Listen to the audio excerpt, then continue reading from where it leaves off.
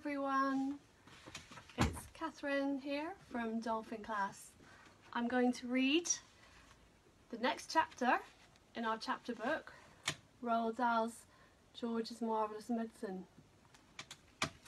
We are on chapter 12, which is called Marvellous Medicine number 2.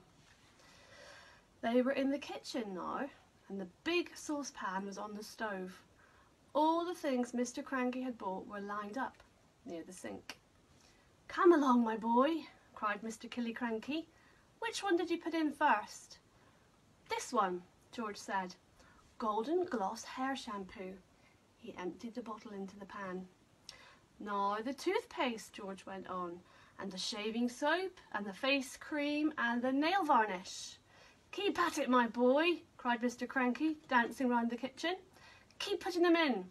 Don't stop, don't pause, don't hesitate. It's a pleasure, my dear fellow, to watch you work." One by one, George poured and squeezed the things into the saucepan. With everything so close at hand, the job didn't take him more than 10 minutes. But when it was all done, the saucepan somehow didn't seem to be quite as full as it had been the last time. "Now what did you do?" cried Mr. Cranky. "Did you stir it?" "I boiled it," George said, "but not for long, and I stirred it as well." So Mr. Cranky lit the gas under the saucepan, and George stirred the mixture with the same long wooden spoon he had used before. "It's not brown enough," George said. "Wait a minute. I know what I've forgotten." "What?" cried Mr. Cranky. "Tell me quick, because if we've forgotten even one tiny thing, then it won't work. At least, not in the same way." "A quart of brown gloss paint," George said. "That's what I've forgotten." Mr. Killicranky shot out of the house and into his car like a rocket. He sped down to the village and bought the paint and rushed back again. He opened the can in the kitchen and handed it to George. George poured the paint into the saucepan. "Ah, that's better," George said. "That's more like the right colour." "It's boiling," cried Mr. Cranky. "It's boiling and bubbling, George. Is it ready yet?" "It's ready," George said. "At least I hope it is." "Right," shouted Mr. Cranky, hopping about. "Let's test it. Let's give some to a chicken." "My heavens alive, why don't you calm down a bit?" Mrs. Cranky said, coming into the kitchen. "Calm down?" Mr. Cranky cried. "You expect me to calm down? And here we are, mixing up the greatest medicine ever discovered in the history of the world.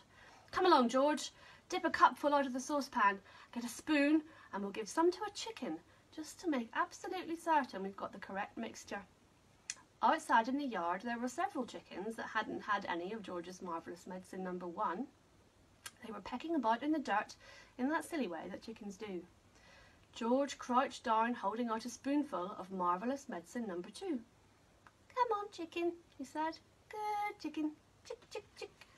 There's George giving the chicken the medicine. A white chicken with black specks on its feathers looked up at George. It walked over to the spoon and went peck.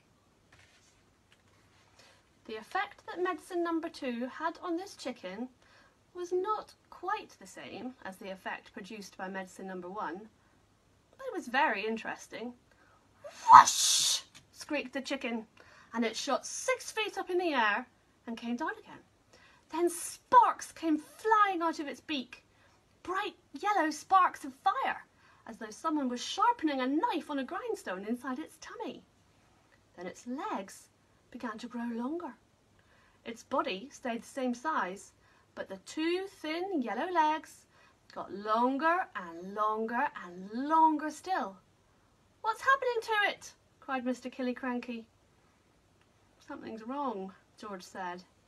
The legs went on growing, and the more they grew, the higher up into the air went the chicken's body. When the legs were about 15 feet long, they stopped growing. The chicken looked perfectly absurd, with its long, long legs and its ordinary little body perched high up on top. It was like a chicken on stilts. How silly does that chicken look, with its long, long legs and its normal-sized body? "Oh, my sainted aunts," cried Mr. Killicranky.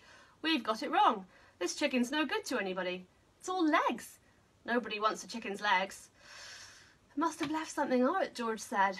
I know you left something out, cried Mr. Cranky. Think, boy, think. What was it you left out? I've got it, said George. What was it? Quick. Flea powder for dogs, George said. You mean you put flea powder in the first one? Yes, I did, Dad. I put a whole carton of it. Then that's the answer. Wait a minute, said George. Did we have brown shoe polish on our list? We did not, said Mr. Cranky. I used that too, said George. Well, no wonder it went wrong, said Mr. Cranky. He was already running down to his car, and soon he was heading down to the village to buy more flea powder and more shoe polish. That's the end of the chapter. Night-night.